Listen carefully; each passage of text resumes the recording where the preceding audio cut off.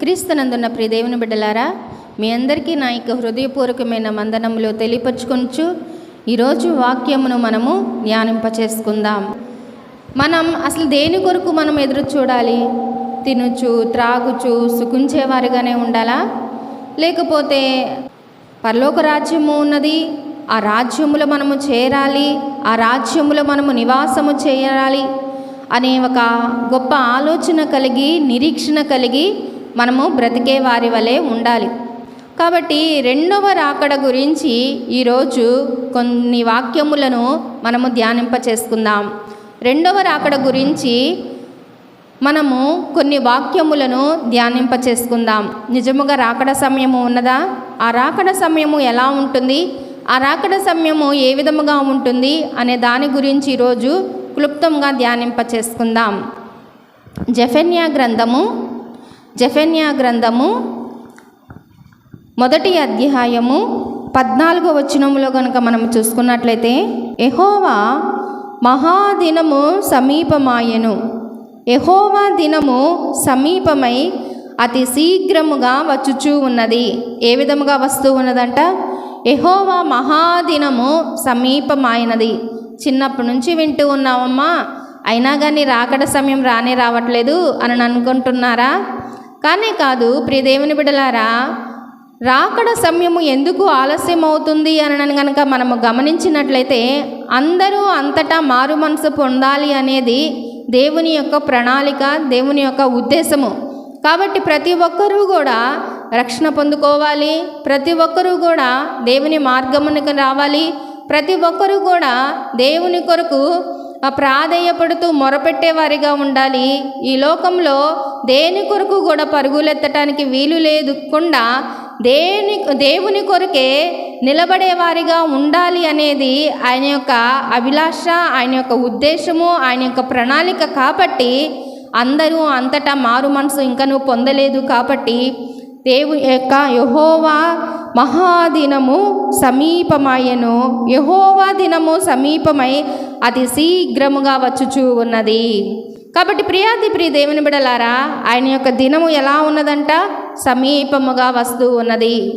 మనము ఉంటామో ఉండమో తెలియదు. కాబట్టి మనకి ఆయుష్ తరిగిపోతూ ఉంటుంది. మనకి ఏ సమయం ఏం జరుగుతుందో తెలియదు, ఏ సమయము ఏ విధముగా ఉంటామో తెలియదు. ఆరోగ్య విషయములైనా అదే విధముగా ప్రతి ఒక్క విషయంలో కూడా ఏ సమయంలో ఎక్కడ ఏ రీతిగా స్థిరముగా ఉంటామో తెలియదు.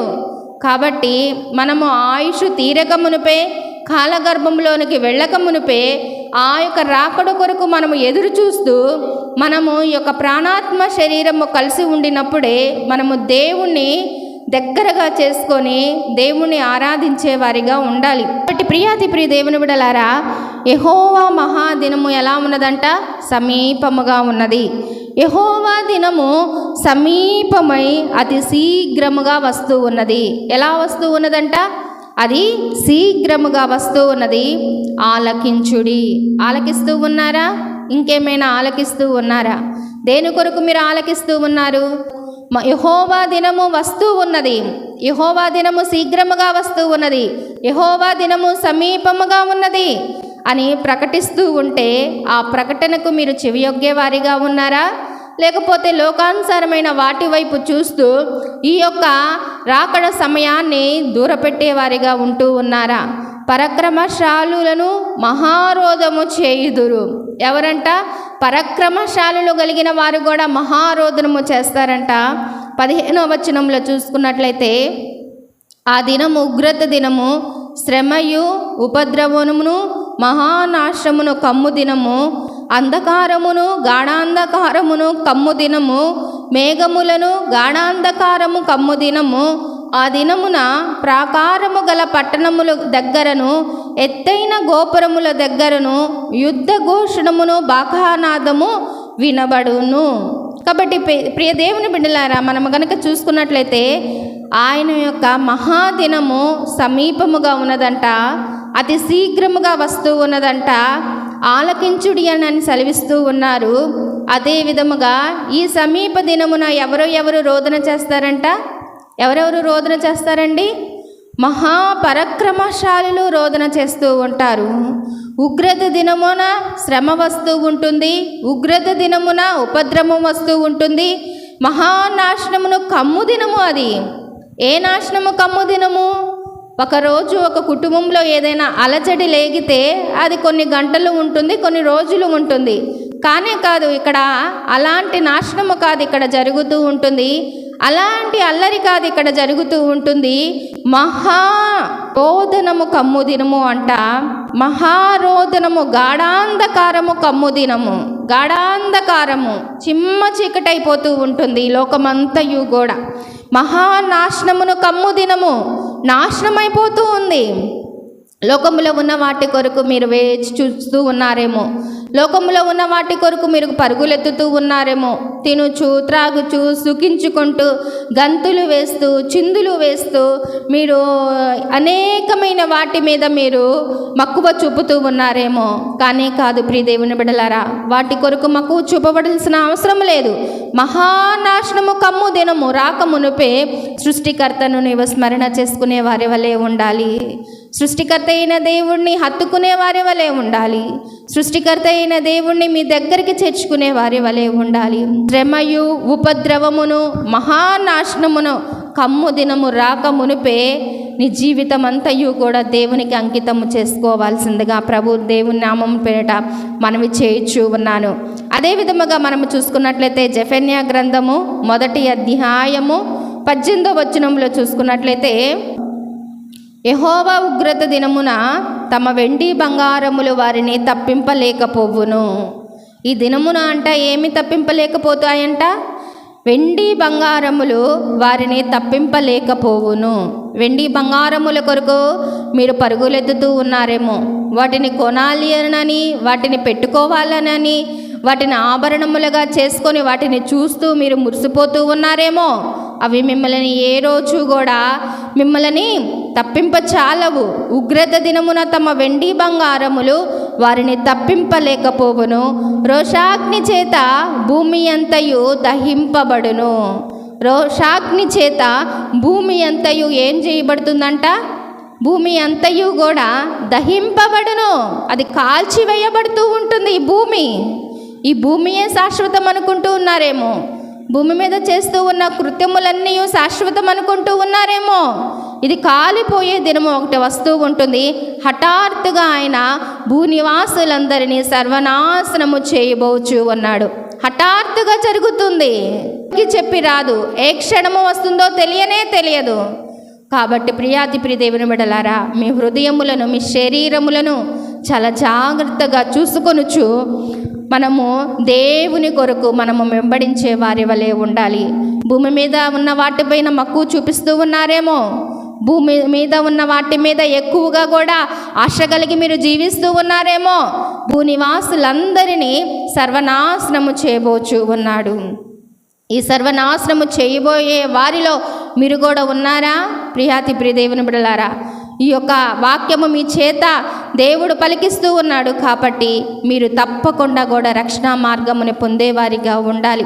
సర్వనాశనము మీ కుటుంబానికి రాకమునిపే, నాశనము అనేది మీ యొక్క వాకిట గుమ్మంలోనికి ప్రవేశింపక మునిపే మీరు ఏం చేయాలి అని అంటే, సృష్టికర్త అయిన దేవుడిని, ప్రభు అయిన యేసుక్రీస్తు వారిని హత్తుకొని రక్షణ పొందేవారిగా ఉండాలి.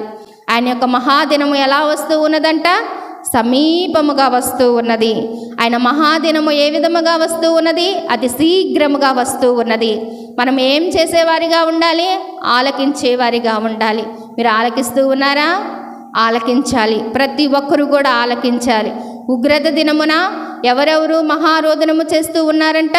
పరాక్రమశాలురు మహారోదనము చేస్తూ ఉన్నారు. ఉపద్రవము, శ్రమయు మన జీవితంలో నాశనమునకు కమ్మక మునిపే, అంధకారము గాఢాంధకారము కమ్ము దినము రాక మునిపే, మేఘములు గాఢాంధకారము కమ్ము దినము రాక మునిపే సృష్టికర్త అయిన దేవుడిని మీరు స్మరణ చేసేవారి వలె ఉండాలి. మత్తయి సువార్త 26వ అధ్యాయము 64వ వచనములో కూడా మనము చూసుకున్నట్లయితే, ఇది మొదలుకొని మనుష్య కుమారుడు సర్వశక్తుని కుడి పారస్యమందు కూర్చుండుటయు ఆకాశ మేఘారుడై వచ్చుటయు మీరు చూతురని చెప్పగా. ఇప్పుడు ప్రభువైన యేసుక్రీస్తు వారు ఏ విధముగా వస్తూ ఉంటారంట?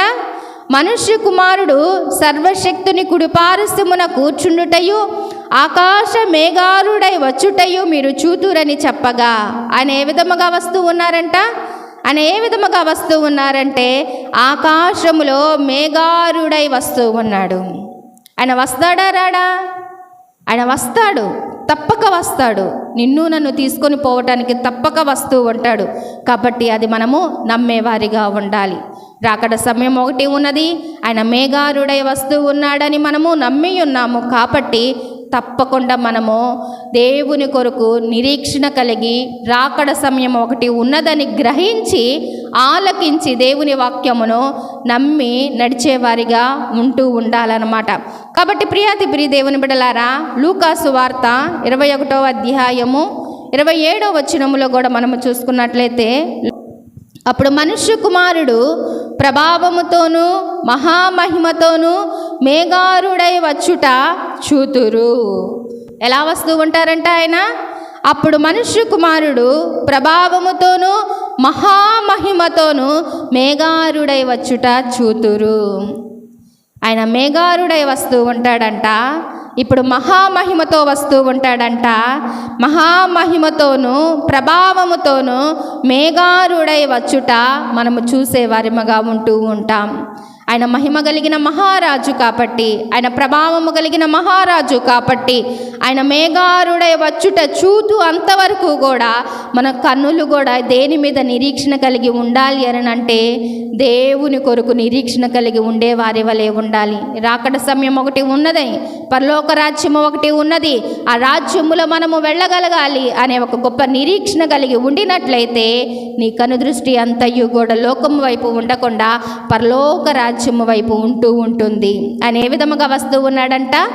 ఆకాశములో మేఘారుడై వస్తూ ఉన్నాడని మత్తయి సువార్తలో కనుక చెప్పినట్లయితే, లూకాసు వార్తలో అయితే ఇంకా చాలా చక్కగా ప్రభావముతోనూ మహామహిమ ప్రభావముతోనూ ఆయన మేఘారుడై వస్తూ ఉన్నాడు అని లూకా గారు చాలా చక్కగా మనకి వివరించి ఉన్నారన్నమాట.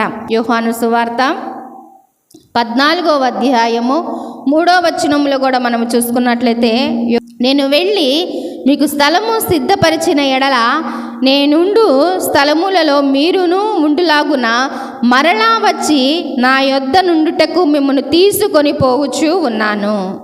చాలా చక్కని వాక్యం ఇక్కడ మనకు కనిపిస్తూ ఉన్నది కదండి. నేను వెళ్ళి మీకు స్థలము సిద్ధపరిచిన ఎడల నేనుండు స్థలములలో మీరును ఉండులాగున మరలా వచ్చి నా యొద్ద నుండుటకు మిమ్మును తీసుకొని పోవుదును. ఆయన మన కోసము వచ్చి ఉన్నాడు. ఆయన మన కోసము వచ్చి ఉన్నాడు. దారి తప్పిపోతూ ఉన్నప్పుడు, తెలియని గమ్యస్థానాల్లో నువ్వు తిరుగులాడుతూ ఉన్నప్పుడు, పాపమే శరణ్యంగా పాపముతోనే నీవు కొట్టిమిట్టులాడుతూ ఉంటున్నప్పుడు ఆయన ఎక్కడి నుంచి వచ్చాడో తెలుసా? ఆయన పరలోక రాజ్యంలో సింహాసనం మీద ఆయన దిగి వచ్చి ఈ లోకములో కన్య మరియ గర్భమున జన్మించి ఆయన చక్కగా ఎన్నో పరిచర్యలు చేశాడు. ఎంతోమందిని ప్రేమించాడు, ఎంతోమందిని కూడా స్వస్థపరిచారు, అనేకులని దేవుని మార్గంలోనికి నడిపించాడు, అనేకులని మిషనరీగా చేయటానికి, అనేకమైన మినిస్ట్రీలుగా చేయటానికి శిష్యులను కూడా ఏర్పాటు చేశాడు. అంత ప్రభావితమాన్ని చేసిన తరువాత ఆయన నీ కోసము నా కోసము కూడా సిలువలో మరణించవలసి వచ్చి ఉన్నదన్నమాట. ఆయన వెళ్ళాడు. ఎందుకు వెళ్ళాలో తెలుసా? ఆయన స్థలము సిద్ధపరచటానికి వెళ్ళాడు. ఆయన వెళ్ళాడు. ఎందుకు వెళ్ళాడో తెలుసా? ఆయన స్థలము సిద్ధపరచటానికి వెళ్ళాడు. నేను వస్తానని చెప్తూ ఉన్నారు. ఇదిగో నేను వెళ్ళి మీకు స్థలమును సిద్ధపరిచి నా ఎడల నేనుండు స్థలములలో మీరును ఉండులాగునా. ఆయన ఎక్కడ ఉన్నాడండి ఇప్పుడు చెప్పండి? పరలోక రాజ్యములో ఉన్నాడు. ఆయన నీ కోసము నా కోసము సిలువలో మరణించిన తరువాత ఆయన మరలా తిరిగి ఆయన పరలోక రాజ్యంలోనికి వెళ్ళాడు. ఆయన మన కొరకు స్థలమును సిద్ధపరుస్తూ ఉన్నాడు. సిద్ధపరచబడిన స్థలములో నీవు ఉండాలి అని అంటే, సిద్ధపరచబడిన స్థలములో నీవు ఆ యొక్క స్థలములోనికి ప్రవేశించాలి అని అంటే సిద్ధపరిచిన స్థలములోనికి నీవు ఆయనని స్తుతింప చేయాలి అని అంటే మీరు ఏ విధముగా ఉండాలి? మిమ్మల్ని మీరు సిద్ధపరచుకునే వారిగా ఉండాలి. మీరు దేని కొరకు సిద్ధపడుతూ ఉన్నారు? దేని కొరకు మీ మనసును సిద్ధపరచుకుంటూ ఉన్నారు? దేని కొరకు మీ యొక్క నోరుని సిద్ధపరచుకుంటూ ఉన్నారు? దేని కొరకు మీ యొక్క తలంపులను సిద్ధపరచుకుంటూ ఉన్నారు? దేని కొరకు మీ పరుగులను సిద్ధపరచుకుంటూ ఉన్నారు? ఆయన రాకడ కొరకు సిద్ధపరచుకుంటూ ఉన్నారా? పరలోక రాజ్యంలో కుడిపారస్యమున కూర్చుండటానికే మీరు సిద్ధపడుతూ ఉన్నారా? సిద్ధపడాలి. ప్రతి ఒక్కరూ కూడా సిద్ధపాటు మనసు కలిగిన జీవితాలుగా ఉండాలి. నేను వెళ్ళి మీ కొరకు స్థలమును సిద్ధపరుస్తాను. ఆయన చనిపోయిన తర్వాత కూడా మరలా మన కొరకే ఆలోచిస్తూ ఉన్నారు. కానీ నీవు మాత్రం దేవుని కొరకు ఆలోచన చేస్తూ ఉన్నావా? ఎన్ని వాక్యములను ప్రకటన చేస్తూ ఉన్నారు? ఎంతమంది కూడా ప్రకటన చేస్తూ ఉన్నారు? ఆలకిస్తూ ఉన్నారా? రాకడ సమయం ఒకటి ఉన్నది, పరలోక రాజ్యం ఒకటి ఉన్నది, రక్షణా దినము ఇదే. రేపటి దినమును గురించి ఆలోచించవద్దు. మీకున్న క్రియలన్నిటినీ కూడా, మీకున్న పాపపు ఛాయలన్నిటినీ కూడా విడిచిపెట్టండి. విడిచిపెట్టి ఇప్పుడే దేవుణ్ణి హత్తుకోండి అని చెప్తే ఆలకిస్తూ ఉన్నారా? ఆలకించటం లేదు. వింటున్నారు, వదిలిపెడుతూ ఉన్నారు. వింటున్నారు, మీ ఇష్టానుసారమైన జీవితాన్ని జీవిస్తూ ఉన్నారు. వింటున్నారు, మీ యొక్క ఏమైనా తలంపుల ద్వారా ముందుకు పరుగులెత్తుతూ ఉన్నారే కానీ ఆయన మీకు స్థలము సిద్ధపరచడానికి వెళ్ళారన్న విషయాన్ని మీరు గ్రహించక మిమ్మల్ని మీరు సిద్ధపరచుకోకుండా మీ పరుగులు దేని కొరకు సిద్ధపరచుకుంటున్నాయో ఒక్కసారి ఆలకించేవారిగా ఉండాలి. ఆయన ఏం సిద్ధపరుస్తూ ఉన్నారంట మనకి? ఆయన ఏం సిద్ధపరుస్తూ ఉన్నారంట? స్థలమును సిద్ధపరుస్తూ ఉన్నారు. స్థలమును సిద్ధపరిచిన ఎడల నేనుండు స్థలములో మీరును ఉండులాగున మరలా వచ్చి నా యొద్ద నుండుటకు మిమ్మును తీసుకొని పోవుదును. మరలా వచ్చి నా యొద్ద ఉండుటకు నేను మిమ్మల్ని తీసుకొని పోవుదును. ఆయన వస్తాడండి, తప్పక వస్తాడండి. మహామహిమతో వస్తాడండి, మహాప్రభావముతో వస్తాడండి. ఆయన మేఘారుడై వస్తాడండి. ఆయన సిద్ధపరిచిన మార్గంలో నీవు ఉండాలి అనంటే, ఆ సిద్ధపరిచిన స్థలములో నీవు ఉండాలి అనంటే నిన్ను నీవు సిద్ధపరచుకునే వారిగా ఉండాలి. మీ మనసును మేము సిద్ధపరచుకునే వారిగా ఉండాలి. మీ శరీరమును, మీ ఆత్మను మీరు సిద్ధపరచుకునే వారిగా ఉండాలి. కాబట్టి ప్రియ దేవుని బిడ్డలారా, దేని కొరకు మీరు సిద్ధపడుతున్నారో ఒకసారి గ్రహించి, ఇది శాశ్వతమైనది కాదనని గ్రహించి శాశ్వతమైన పరలోక రాజ్యములో ఉండులాగున మిమ్మల్ని మీరు సిద్ధపరచుకోవాల్సిందిగా ప్రభునామం పేరిట మనవి చేయుచు ఉన్నాను.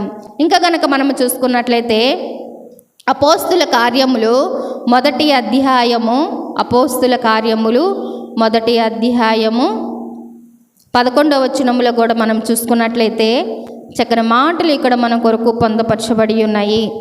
గలిలియా మనుషులారా, మీరెందుకు నిలిచి ఆకాశం వైపు చూచుచున్నారు? మీ యొద్ద నుండి పరలోకమునకు చేర్చుకొనబడిన ఈ యేసే ఏకరీతిగా పరలోకమునకు వెళ్ళుట మీరు చూచితిరో, ఆ రీతిగానే ఆయన తిరిగి వచ్చుతురని వారితో చెప్పాను.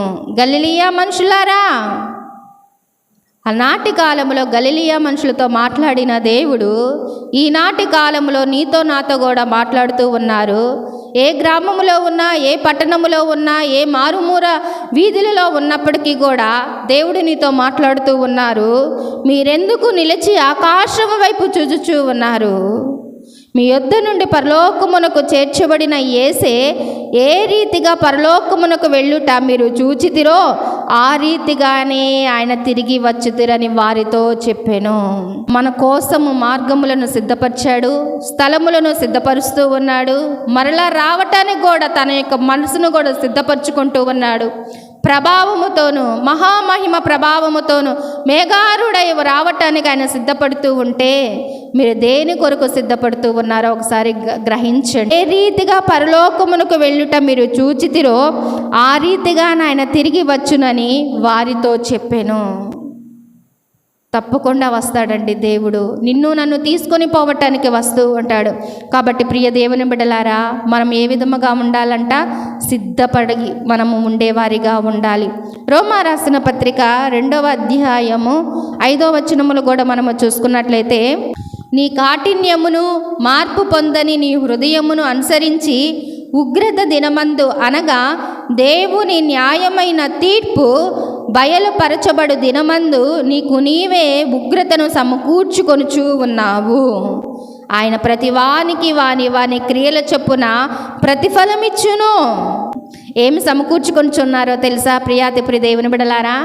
దేవునికి దూరముగా ఉండి, దేవుని వాక్యమునికి దూరముగా ఉండి, దేవుని మందిరమునికి దూరముగా ఉండి మీరు ఏం చేస్తూ ఉన్నారంట?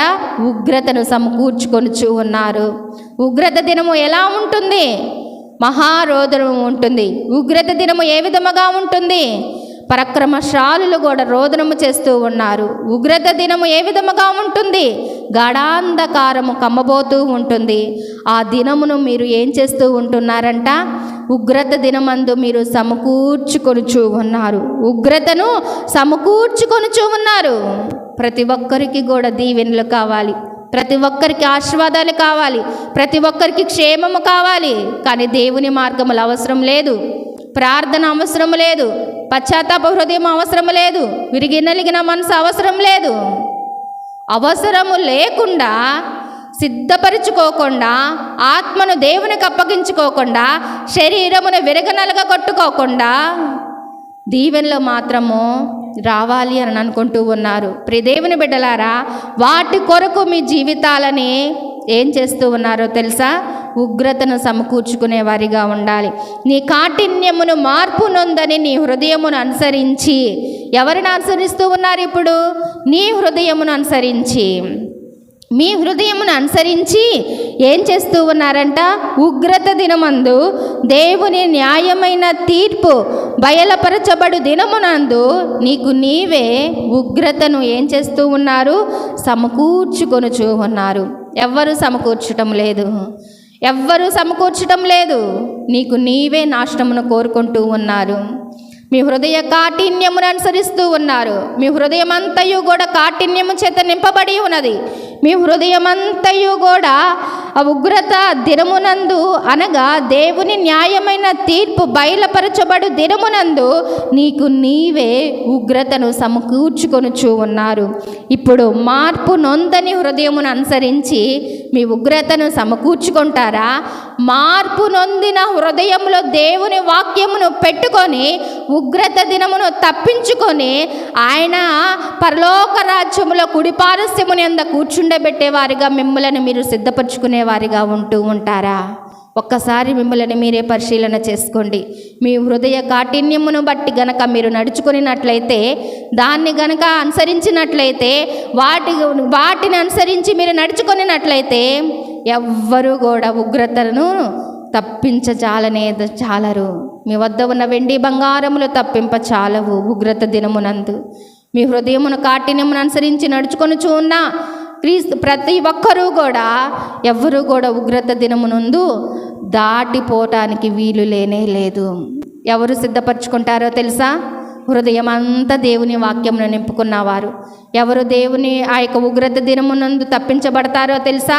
వాక్యమును దేవుని దగ్గర మొర్ర పెట్టుకొని, వాక్యము కొరకు ఎదురు చూసుకుంటూ, వాక్యము కొరకు అంగలారుస్తూ, దేవుని కొరకు అంగలారుస్తూ నడుచుకున్న ప్రతి ఒక్కరూ కూడా ఉగ్రత దినమును తప్పించుకునే వారిగా ఉంటూ ఉన్నారు. కాబట్టి ప్రియ దేవుని బిడ్డలారా, కాఠిన్యమును మార్పు నొందని నీ హృదయమును అనుసరించి నడుచుకొని ఉగ్రతను సమకూర్చుకోనవలసిన అవసరం లేనే లేదు. కాబట్టి ప్రియ దేవుని బిడ్డలారా, దేవుని మందిరమునికి రండి. దేవుని మందిరములో దేవుడు హృదయాలని బాగు చేసే దేవుడు. దేవుని మందిరములో స్థితిగతులని మార్పు చేసే దేవుడు. దేవుని మందిరంలో ఆయన నిన్ను దగ్గరగా చేర్చుకొని నీ యొక్క పరిస్థితులన్నిటినీ కూడా బాగు చేసి ఉగ్రత దినమునకు నిన్ను రానియకుండా ఆయన కుడిపారస్యమునందు కూర్చుండబెట్టేవాడిగా ఉంటూ ఉన్నాడు. ఇప్పుడు ఆ యొక్క మహాదినము ఏ విధముగా ఉన్నదంట? యెహోవా దినము సమీపముగా ఉన్నది, అతి సమీపముగా ఉన్నది, శీఘ్రముగా ఉన్నది. మహాదినము రాకమునుపే మనము దేని కొరకు మనము పరుగులెత్తే వారిగా ఉండాలంట? దేని కొరకు మనము పరుగులెత్తే వారిగా ఉండాలి? రాకడ కొరకు నిరీక్షణ కలిగిన వారిగా ఉండాలి. వెండి బంగారములు సంపాదించుకుందామా, ధనధాన్యములను కూడబెట్టుకుందామా, అందచందములను ఇంకా పెంచుకుందామా అని పరుగులెత్తే వాటికంటే కూడా అవి ఏమీ కూడా నిన్ను ఉగ్రత దినమునందు తప్పింపచాలవు. కాబట్టి నీ హృదయమును కాఠిన్యమును అనుసరించి నడుచుకోకుండా, ఉగ్రత దినమును నిన్ను నీవే సమకూర్చుకోకుండా దేవుని మార్గంలోనికి రండి. ఆయన మీ కొరకు స్థలమును సిద్ధపరుస్తూ ఉన్నాడు. ఏం సిద్ధపరచడానికి వెళ్ళాడండి? మీరు ఉండటానికి, దేవుని స్తుతించటానికి, ఆయన దగ్గర కూర్చుండటానికి, ఆయన స్థలమును సిద్ధపరచడానికి వెళ్ళారు. మీరు దేవుని వాక్యమును విని, దేవుని వాక్యమును అనుసరించి, దేవుని వాక్యమునందు నిలకడగలిగి, దేవుని వాక్యమునందు నిరీక్షణ కలిగి, దేవుని వాక్యము రుజువు కలిగినదని నమ్మిక ఉంచి మనము మన ఆత్మను, మన శరీరమును కూడా దేవుని రాకడ కొరకు నిరీక్షణ కలిగిన వారి వలె ఉండాలి. ఇంకా గనక మనము చూసుకున్నట్లయితే 1 కొరింథీయులకు వ్రాసిన పత్రిక 1వ అధ్యాయము 14వ వచనంలో కూడా మనం చూసుకున్నట్లయితే, నా నామమున మీరు బాప్తిస్మము పొందితిరని ఎవరైనాను చెప్పకుండునట్లు క్రీస్తునకును గాయకునకును తప్ప మరి ఎవరికి నేను బాప్తిస్మం ఇవ్వలేదు. అందుకై దేవునికి కృతజ్ఞతాస్తుతులు చెల్లించుచూ ఉన్నాను. 1 కొరింథీయులకు రాసిన పత్రిక 14వ వచనములో కూడా మనము చూసుకున్నట్లయితే, నా నామమున మీరు బాప్తిస్మము పొందితిరని. ఇప్పుడు ఈ యొక్క పరలోక రాజ్యము ఎవరికి సిద్ధపరచబడి ఉన్నదో తెలుసా? మా ఇష్టానుసారమైన జీవితాన్ని జీవిస్తున్న వారికి కాదండి. దేవుని నామము పేరిట బాప్తిస్మము పొందిన ప్రతి ఒక్కరూ కూడా, విరిగి నలగగొట్టబడిన హృదయము కలిగిన ప్రతి ఒక్కరికి కూడా, దేవుని మందిరానికి ప్రతిరోజు మేము వస్తూ ఉన్నాము, దేవుని మందిరములో ఆరాధన చేస్తూ ఉన్నాము, దేవుని మందిరములో పాటలు పాడుతూ ఉన్నాము, దేవుని మందిరములో పరిచర్య చేస్తూ ఉన్నాము, దేవుని మందిరములో సేవకునికి భుజము కాస్తూ ఉన్నాము. అయినా మాకు ఇంకా రక్షణ లేనే లేదు, అయినా మాకు ఇంకా బాప్తిస్మము లేనే లేదు, యేసుక్రీస్తు నామం పేరిట మాకు బాప్తిస్మము లేదు అనుకుంటున్న వారికి పరలోక రాజ్యము వైపు గుమ్మములు ఎక్కటానికి కూడా వెళ్ళనివ్వరు. కాబట్టి ప్రియ దేవుని బిడ్డలారా, రేపటిని గురించి మీరు ఆలోచించవలసిన అవసరం లేదు. దేవుని వాక్యము ఎప్పుడైతే మీ చెవులకి వినిపిస్తూ ఉంటుందో అప్పుడే మీరు ప్రభువైన యేసుక్రీస్తు వారి నామం పేరిట మనం ఏం చేయాలంట? బాప్తిస్మము పొందే వారి వలె ఉండాలి. ఎన్ని ప్రయత్నాలు చేసినా, ఎన్ని పరిచర్యలు చేసినా, ఏ విధముగా మీరు నడుచుకున్నా, ఎంత యథార్థత కలిగి నడుచుకున్నా, ఎంత భక్తి కలిగి నడుచుకున్నా, యెహోవా యందు భయభక్తులు కలిగి నడుచుకున్నప్పటికీ కూడా బాప్తిస్మమును గనక మీరు తీసుకోలేకపోతే పరలోక రాజ్యమునకు ప్రవేశము లేనే లేదు. 1 దశలోనికి వ్రాసిన పత్రిక 5వ అధ్యాయము 2వ వచనములో కూడా మనము చూసుకున్నట్లయితే, ఆయన యొక్క మహాదినము సమీపముగా ఉన్నది, శీఘ్రముగా వస్తూ ఉన్నది, మహారోదనతో ఉన్నది. అక్కడ పరాక్రమశాలులందరూ కూడా రోధిస్తూ ఉన్నారు. ఉగ్రత దినమునందు వెండి బంగారముల ద్వారా తప్పింపుకోలేకపోతాము. ఆయన మన కొరకు వచ్చారు, ఆయన మన కొరకు మరణమయ్యారు, ఆయన మన కొరకు శిలువలో మన కొరకు ప్రాణాన్ని పెట్టారు. ఆయన మళ్ళా తిరిగి లేచాడు. తిరిగి లేచి ఆయన మరలా వెళ్ళి మన కోసమున మార్గములను సిద్ధపరుస్తూ ఉన్నాడు. మరి ఈ మహాదినము ఎలా వస్తుందో కూడా మనం ఒకసారి గమనిద్దాము రండి. 1 దశలోనిలకు వ్రాసిన పత్రిక 5వ అధ్యాయము 1వ వచనంలో చూసుకున్నట్లయితే, సహోదరులారా, ఆ కాలమును గూర్చియు ఆ సమయమును గూర్చియు మీరు వ్రాయనక్కరలేదు. రాత్రి వేళ దొంగ ఎలాగూ వచ్చెనో అలాగే ప్రభు దినము వస్తూ ఉన్నది. మీకు బాగుగా తెలియను, లోకులు నెమ్మదిగా ఉన్నది, భయమేమీ లేదని చెప్పుకుంటూ ఉన్నారు. గర్భిణీ స్త్రీకి ప్రసవ వేదన వచ్చినట్లు వారికి ఆకస్మికముగా నాశనము తటస్థించు ఉన్నది గనుక వారెంత మాత్రమును కూడా తప్పించుకొనలేరు. సహోదరులారా, ఆ దినము దొంగవలే మీ మీదకు వచ్చుటకు మీరు చీకటిలో ఉన్నవారు కారు. మీరందరూ కూడా వెలుగు సంబంధులు, పగటి సంబంధులై ఉన్నారు. మనము రాత్రి వారము కాము, చీకటి వారము కాము. అని ఈ యొక్క 5వ అధ్యాయం అంతయు కూడా వ్రాయబడుతూ ఉంటుంది. కాబట్టి ప్రియాతి ప్రియ దేవుని బిడ్డలారా, ప్రభు దినము దొంగ వచ్చినట్లు వస్తుందంట. రాత్రి వేళ దొంగ ఎలాగూ వచ్చెనో అలాగే ప్రభు దినము వస్తుంది. మెలకువ కలిగి ఉండేవారిగా ఉండాలి. లోకులు నెమ్మదిగా ఉంటారంట. గర్భిణీ స్త్రీకి ప్రసవ వేదన కలిగినట్లుగా కూడా ఆకస్మికముగా నాశనము తటస్థించే దినము రాబోతూ ఉన్నది. ఆ దినములో నీవు నాశనము కాకమునుపే, ఆ దినము ఆ కుటుంబము నాశనము కాకమునుపే ప్రాణాత్మ శరీరము కలిసి ఉండినప్పుడే దేవుణ్ణి హత్తుకునే వారిగా ఉండాలి. కాబట్టి ప్రియమైన దేవుని బిడ్డలారా, మత్తులై ఉండటానికి వీలు లేదు. మనము ఎలాంటి వారమంట? రాత్రి వారము కాము, చీకటి వారము కాము. మనము పగటి సంబంధులమై ఉన్నాము, వెలుగు సంబంధులమై ఉన్నాము. రాత్రి వేళ నిద్రపోవద్దురు, మత్తుగా ఉండేవారు రాత్రి వేళ మత్తుగా ఉందురు. మనము పగటి వారమై ఉన్నాము గనక మత్తులమై ఉండక విశ్వాసను, ప్రేమను, కవచనమును, రక్షణ, నిరీక్షను, శిరస్త్రావస్త్రమును ధరించుకొని దేని కొరకు మనము ఎదురు చూడాలి అని అంటే ఆయన రాజ్యము కొరకు మనం ఎదురు చూసేవారిగా ఉండాలి. ఉగ్రత పాలబొట్టకు నియమింపబడలేదు. ఎందుకనగా చూడండి, 1 దశలోనిలకు వ్రాసిన పత్రిక 5వ అధ్యాయము 9వ వచనములో చూసుకున్నట్లయితే, ఎందుకనగా మన ప్రభువైన యేసుక్రీస్తు ద్వారా రక్షణ పొందుటకే మనలను నియమించెను గాని. మిమ్మల్ని నియమించింది ఎందుకో తెలుసా? మీరు రక్షణ పొందటానికే. మన ప్రభువైన యేసుక్రీస్తు ద్వారా మీరు రక్షణ పొందటానికే దేవుడు మిమ్మల్ని నియమించాడే కానీ ఉగ్రత పాలవటానికి మిమ్మల్ని నియమింపలేదు. మీరు ఈ భూలోకానికి వచ్చింది తల్లి గర్భమున నుండి ఈ యొక్క భూమికి పరిచయం అయినప్పటి నుంచి ఇప్పటి వరకు కూడా మీరు నియమించబడింది దేనికి అని అంటే రక్షణ పొందటానికే. రక్షణ పొందటానికే ఆయన నిన్ను నియమించుకున్నాడు. నువ్వు నాశనం అవ్వాలని ఆయన నియమించబడలేదు. ఉగ్రత పాలవటానికి నేను నియమించబడలేదు. మనము మేల్కొని ఉన్న, నిద్రపోవచ్చున్న తనతో కూడా జీవించు నిమిత్తము ఆయన మన కొరకు మృతి పొంది ఉన్నాడు. నిన్ను నియమించింది ఎందుకో తెలుసా? రక్షణ పొందటానికి. నువ్వు నాశనం అవ్వాలని ఎంతమంది మనుషులు ప్రయత్నాలు చేసినప్పటికీ కూడా నిన్ను నియమించింది ఎందుకో తెలుసా? నీ ద్వారా అనేక మందిని, ఆత్మలను రక్షణ మార్గంలోనికి నడిపించాలని ఒక సాధనముగా దేవుడు నిన్ను నియమించబోతూ ఉంటే నిన్ను నీవు తక్కువ అంచనా వేసుకొనొచ్చు. నా జీవితం అంతా కూడా వ్యర్థమే అనుకొనొచ్చు బ్రతుకుతూ ఉన్నావేమో. నా జీవితం అంతా కూడా నేను ఏం చేయలేదు అనని చింత యావత్తుతో మీరు జీవిస్తూ ఉన్నారేమో. నిరీక్షణ కలిగి మనము జీవించే వారి వలె ఉండాలి. ఏ విధముగా ఉండాలంట? రక్షణ, నిరీక్షణను, శిరస్త్రాణమును ధరించుకునే వారిగా ఉండాలి. ధరించుకుంటూ ఉన్నారా ప్రియ దేవుని బిడ్డలారా? మిమ్మల్ని ఉగ్రత పాలవటానికి దేవుడు నియమించలేదు. మీరు నాశనములోనికి వెళ్ళాలని దేవుడు నియమించలేదు. ఉగ్రత దినమందు ఆ యొక్క మహారోదనలో ఉండాలని దేవుడు నిన్ను నియమించలేదు. కానీ ఆయన కుడి పారస్యమున కూర్చుండబెట్టుకోవాలని ఆయన నిన్ను నియమించి ఉన్నాడు. ఆయన ఉండు స్థలములో నిన్ను కూడా ఉంచాలని ఆయన నియమించి ఉండాలి. అదే విధముగా మనము కూడా ప్రతి ఒక్కరూ కూడా రక్షణ పాత్రను ఎత్తుకునే వారిగా ఉండాలి. రక్షణ పొందలేని వారు ఇంకెవరైతే ఉన్నారో, రక్షణ నిర్లక్ష్యము చేసేవారు ఇంకెవరైతే ఉన్నారో, రక్షణ కొరకు ఎదురు చూడలేని వారు ఇంకెవరైతే ఉన్నారో, అయ్యో రాకడ సమయం అనేది ఒకటి ఉన్నది. హఠాత్తుగా వస్తూ ఉంటుందంట.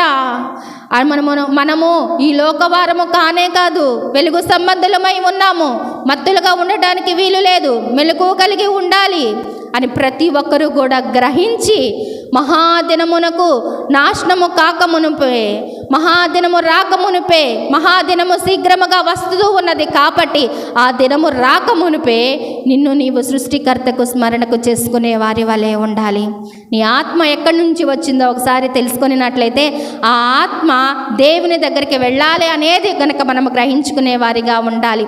ఆది కాండములో కనుక మనము చూసుకున్నట్లయితే నరుణ్ణి చక్కని ఒక నేల మట్టితో నరుణ్ణి నిర్మించి నాసికా రంధ్రములోనికి జీవవాయువును ఊదగా నరుడు జీవాత్మ ఆయెను. కాబట్టి మన్నైనది మునుపటి వలె మరలా మట్టికి చేరుతూ ఉన్నది. ఇవన్నీ మనం మర్చిపోతూ ఉన్నారేమో. మీరెక్కడి నుంచి వచ్చారు ప్రియ దేవుని బిడ్డలారా? దేవుని దగ్గర నుంచి వచ్చారు. ఆయన నీలో ఉన్న ఊపిరి ఆయన జీవవాయువును ఊదగా నరుడు జీవాత్మాయను. ఎక్కడి నుంచి అయితే మనము వచ్చామో అక్కడికి మరలా ఈ ఆత్మ చేరేలాగా నువ్వు బ్రతుకుతూ ఉండాలి. అందుకని మనము సిద్ధపరచుకోవాలి. ఈ లోకములో ఉన్న వాటి వైపు పరుగులెత్తటానికి వీలు లేదు. వెండి బంగారములో ధనమును ధాన్యమును సిద్ధపరచుకోవలసిన అవసరం లేదు. ఆత్మను సిద్ధపరచుకుందాం, ప్రాణాత్మ శరీరమును సిద్ధపరచుకుందాం. హృదయమును కాఠిన్యమును అనుసరించి నడుచుకోకుండా మెలకువగలిగి రక్షణను నిరీక్షణను శిరస్త్రాధారమును ధరించుకొని మనము దేని కొరకు నియమించబడ్డామో, దేని కొరకు మనము ఒక సాధనముగా ముందుకు వెళ్ళిపోతూ ఉన్నామో, దేని కొరకు మనము ఒక ప్రత్యేకమైన సాధనముగా దేవుడు చేశాడో అనేది గ్రహించి దాని కొరకు మాత్రమే మనము వెంబడిస్తూ మనము ముందుకు కొనసాగిపోయే వారే ఉందాం. దేవుడి వాక్యమును దీవించి మనల్ని అందరినీ కూడా ప్రత్యేకమైన దీవులతో కుమ్మరించి ఆయన రాకడ కొరకు ఎదురు చూసేవారిగా ఉండటానికి ప్రతి ఒక్కరికి దేవుడు సహాయము చేయనుగాక. ప్రార్థించుకుందాం.